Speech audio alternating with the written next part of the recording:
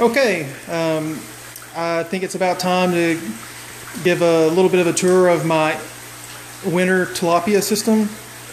It's an aquaculture system. I grow, fish outside in my aquaponics system, and I started indoors with an aquaponics system, but it just didn't seem very practical. Keeping tons of lights on all the time and trying to use the sun and heat the room. So the plan is, I live here in Dallas, Texas, so we have moderate winters, but it's still too cold for tilapia outdoors, and it's really too cold to keep it warm outside. But here in the garage, I can probably throw some insulation up over the garage door, and I can probably keep it pretty warm in here for pretty cheap. So the water's actually cloudier than usual right now. I just fed the fish, so there's, I guess, some particulates out in the water. And you can see there's 300 or 400 tilapia in there. I raised these from babies this summer. The darker fish, most of them are black crappie that I feed trained. And I plan on trying to grow them bigger and hopefully reproduce them this year outdoors. Some of the darker fish are actually hybrid striped bass. I put 12 of those in there as kind of a gauge. Tilapia can handle relatively poor water conditions and low dissolved oxygen, but hybrid striped bass have at least a reputation for requiring better water quality. And I'm just kind of using them as a gauge to see if I can be successful with maybe trout, and maybe use this as a winter tilapia system and maybe a summer trout system. So that's why I have those guys in there. The rocks at the bottom of the tank of this are just completely accidental. I'll actually be cleaning those out soon. As I was transitioning from the aquaponics system to the aquaculture system, I had a bunch of cycled rocks, and I was just running water from the old filter through the expanded shell rocks back into the tank, and that was how I was keeping the ammonia and nitrites down while I cycled my aquaculture filters that I'm about to go through with you. Okay, so it's a 900-gallon tank that I got at Big Lots on clearance at the end of summer for about $30. I would most prefer to have a drain set up in the center or a siphon, but I just really don't trust siphons with all the aeration I'm trying to throw in there. So I'm using the two 1-inch. That one of them is supposed to be an inner entrance and one's supposed to be an exit, but I'm actually using them both as exits. With the water coming in and swirling, it's actually creating a current that swirls around the outside. You can kind of see how the bubbles are going around a circle, and on that side over there, the bubbles are kind of going this way. So it actually does a pretty good job of keeping the solids moving towards the center using normal aquaculture dynamics.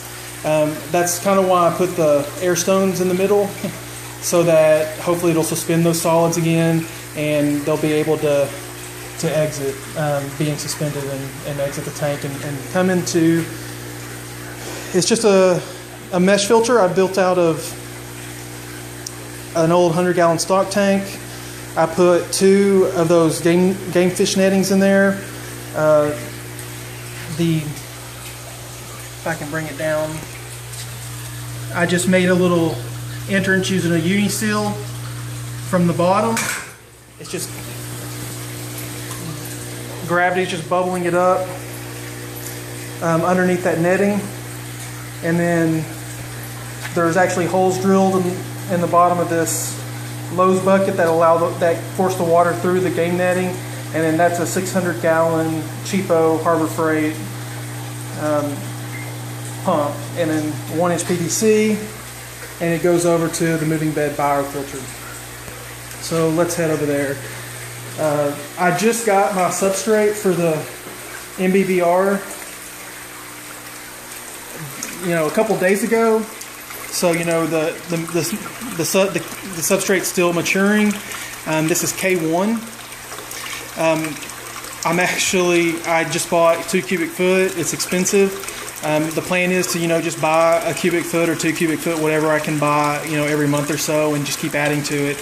This isn't enough filtration in there right now for once the fish get bigger, but for right now I have enough filter with the sand bed to keep my nitrates and ammonia down.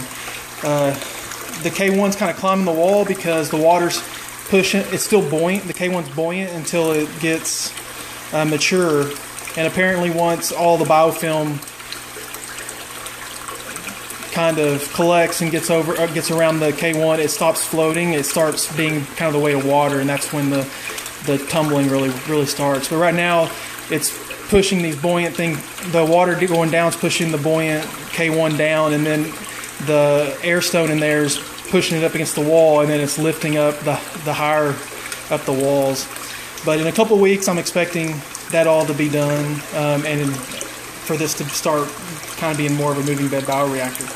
So it goes through, it comes from the pump into the start one moving bed bioreactor, and then it exits the bottom, and then it actually enters the other 2 moving bed biofilters.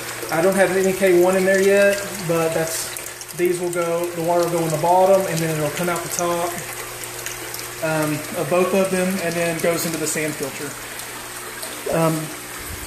I'll have to post pictures of the sand filter build separately because it's already together. It really can't.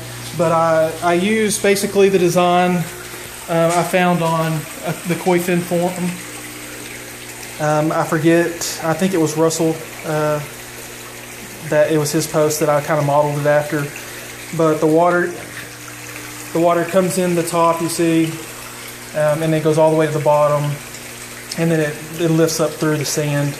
The sand has lots of surface area, catches all the finest particles, and then gravity, it falls back down into the tank.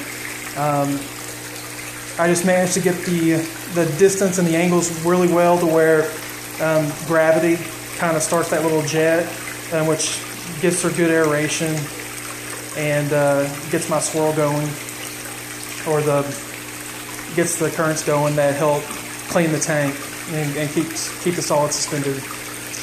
So that's pretty much it. I'll keep adding the media, the K1 media, to my biofilters as it goes. As far, I guess I didn't touch on.